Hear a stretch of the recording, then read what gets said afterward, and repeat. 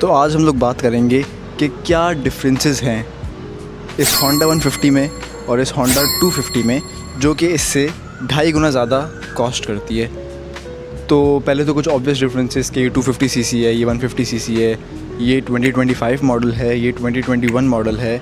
माइलेजेस दोनों की बिल्कुल सेम है। इसकी शायद 1950 है और इसकी 1700 के करीब है। मैंने 50 किलोमीटर्स चला लिए। अब दोनों का कलर, दोनों की फिनिशिंग बहुत ज़्यादा अच्छी है, दोनों की अच्छी है ऑफ़ कोर्स, क्योंकि दोनों होंडाज़ हैं। लेकिन अगर देखा जाए तो इसके प्लास्टिक के पार्ट्स पे कुछ निशानात आ रहे हैं जो कि इसके लोकल होने की प्रूफ दे रहे हैं कि हाँ ये एक लोकल बाइक है। जबकि यहाँ अगर देखा जाए कि ये एक 5 साल पुरानी बाइक है, इसके प्लास्टिक के पार्ट्स पे ज़ीरो प्रॉब्लम्स हैं, बिल्कुल कोई निशानात नहीं है और बिल्कुल बेस्ट कंडीशन में है।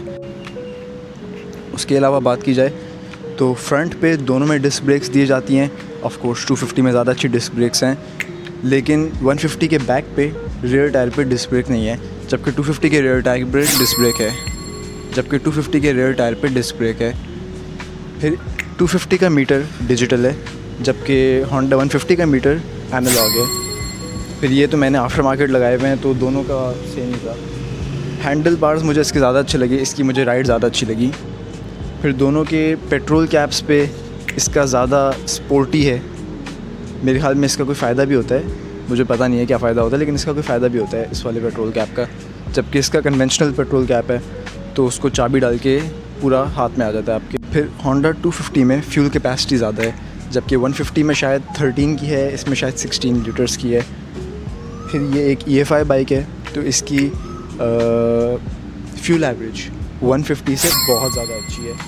इसमें हैलोजन बल्ब्स दिए जाते हैं, इसमें LED बल्ब्स दिए जाते हैं, ये भी एक इनका बहुत बड़ा फ़र्क है। फिर 250 में मोनोशॉक दिया जाता है, जबकि इसमें वही कन्वेंशनल लोकल वाले दोनों साइड वाले शॉक्स। फिर 150 के फ्रंट टायर का साइज़ है 80 और इसमें आता है 110।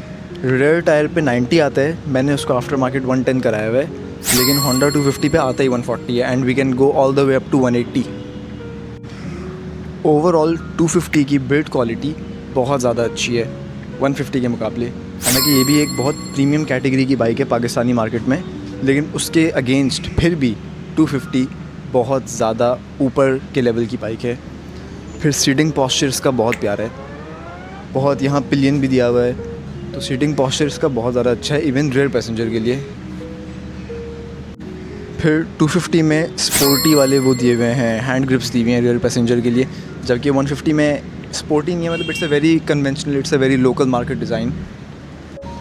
बाकी फिगर्स का तो सबको पता है कि ये 30 हॉर्स पावर प्रोड्यूस करती है, ये 12 हॉर्स पावर प्रोड्यूस करती है, तो ये 2.5 गुना ज़्यादा हॉर्स पावर प्रोड्यूस करती है। फिर टॉर्क देखा जाए तो 11.5 इसका है और 24 इसका है, तो तकरीबन डबल या उससे थोड़ा सा ज़्यादा टॉर्क इसका है। फिर 150 में कवर्ड चेन आती है, 250 में कवर्ड चेन नहीं आती है, तो इसमें थोड़ी सी ग्राउलिंग की आवाज़ होती है, लेकिन कुछ लोगों को वो भी अच्छी लगती है। मुझे अगर देखा जाए तो हाँ, मुझे भी अच्छी लगती है। फिर अगर 250 की हाइट को देखा जाए तो 250 की हाइट और 150 की हाइट में बहुत ज़्यादा फ़र्क है। इवन के हैंडल बार्स भी अगर आप लोगों को नज़र आ रहा हो, ये 250 का हैंडल बार और यहाँ होना चाहिए था 150 के हैंडल बार को, लेकिन वो यहाँ है, तो it's a very major difference. वैसे ही ग्राउंड क्लियरेंस में भी बहुत फ़र्क है जी, ग्राउंड क्लियरेंस में बहुत ज़्यादा फ़र्क है, तकरीबन 1.5x का 1.5 गुना का फ़र्क है ग्राउंड क्लियरेंस में भी। फिर दोनों में प्रॉपर रिम्स आते हैं, स्पोक्स नहीं आते हैं, प्रॉपर रिम्स आते हैं, लेकिन मुझे 250 के डिज़ाइन 150 के डिज़ाइन से बहुत ज़्यादा अच्छा लगा। और हाँ, दोनों हैं तो सिंगल सिलेंडर बाइक्स ही, इस 250 में कंपनी की तरफ से एक किल स्विच भी आता है, जो कि 150 में नहीं है और मेरे ख्याल में होना चाहिए था। इवन के GS 150 में आता है, CB 150 में डेफिनेटली होना चाहिए था। CB 150 में वैसे तो LED लाइट्स भी होनी चाहिए थी, लेकिन नहीं है। अब क्या कर सकते हैं, कौन जाके लड़ाई करे होंडा वालों से।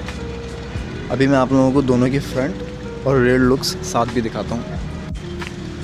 और 250 में किक नहीं दी जाती है, किक का ऑप्शन नहीं है, जबकि 150 में किक का ऑप्शन है। फिर 250 में डबल स्टैंड नहीं है, ऑब्वियस रीजंस हैं मेरे ख्याल में वो क्यों नहीं है। 150 में डबल स्टैंड है। मुझे 250 का एग्जॉस्ट बहुत हेवी ड्यूटी लगा।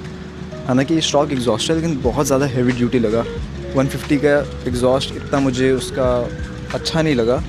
उसके ऊपर जो क्रोम की कोटिंग है वो बहुत फ्रेजाइल है। मुझे लगता है अगर मैंने उस पर ज़ोर से पैर रखा तो वो टूट जाएगी, जबकि इसमें ऐसा कोई सीन नहीं है। It's a very heavy duty silencer, it's a very heavy duty exhaust.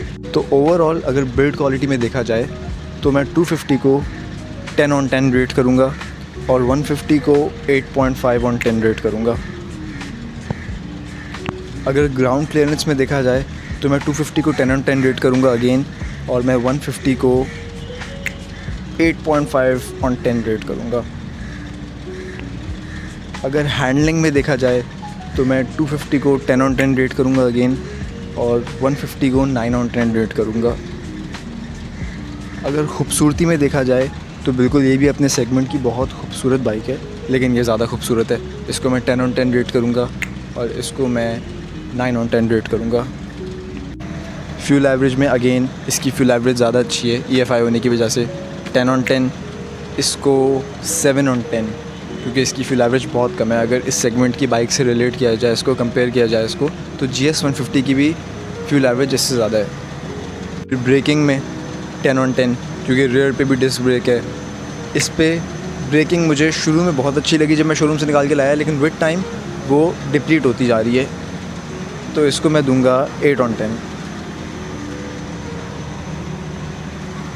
Acceleration 11 on 10, बिल्कुल 11 on 10, 12 on 10 भी हो सकता है। इसको मैं दूंगा 9 on 10। 150 के लिहाज से it also has a very good acceleration. फिर वाइब्रेशंस दोनों में, क्योंकि it's a single cylinder bike, तो इसको मैं वाइब्रेशंस के लिहाज से दूंगा 9 on 10, और इसको मैं दूंगा 9.5 on 10। इसमें वाइब्रेशंस कम है because it has less power obviously. खूबसूरती में 10 on 10, 8.5 on 10 ऑब्वियस रीजंस में। कैपेबिलिटी में अगेन 10 on 10, इसकी ग्राउंड क्लियरेंस बहुत ज़्यादा अच्छी है। इसको आप सिटी राइडिंग के लिए बहुत अच्छी तरह यूज़ कर सकते हैं। ये भी सिटी राइडिंग के लिए बहुत ज़्यादा अच्छी है, लेकिन ऑफ रोडिंग इस पे ज़्यादा अच्छी होगी। तो 10 on 10 एंड 9 on 10। इसके मुझे जंप्स बहुत ज़्यादा अच्छे लगे। बहुत ज़्यादा स्मूथ बाइक है, ये भी बहुत ज़्यादा स्मूथ है, तो ये भी बहुत ज़्यादा स्मूथ है। तो दोनों को मैं सेम रेटिंग दूंगा, 9 on 10, 9 on 10।